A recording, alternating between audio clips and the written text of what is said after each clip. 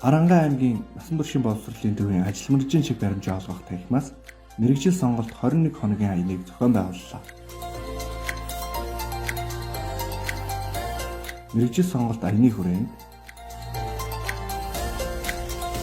Ерөнхий боловсролын сургуулийн 10 дугаар ангийн сурагчдад танхимын сургалт, видео контент, дахин постэр гэсэн 3 үйл ажиллагааг амжилттай зохион байгууллаа.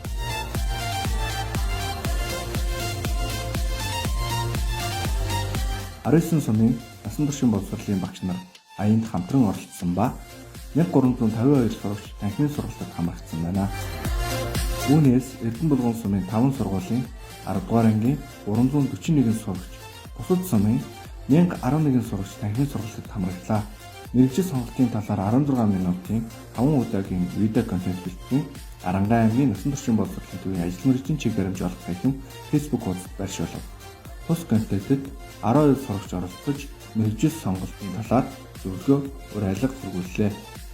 Мөн аяны хүрээнд ажил мэргэжийн чиг баримжаа олгох 9 полтер бэлтгэн цахим хуудасд байршуулсан бөгөөд 3758 хүн цахим полтерыг үзсэн байна.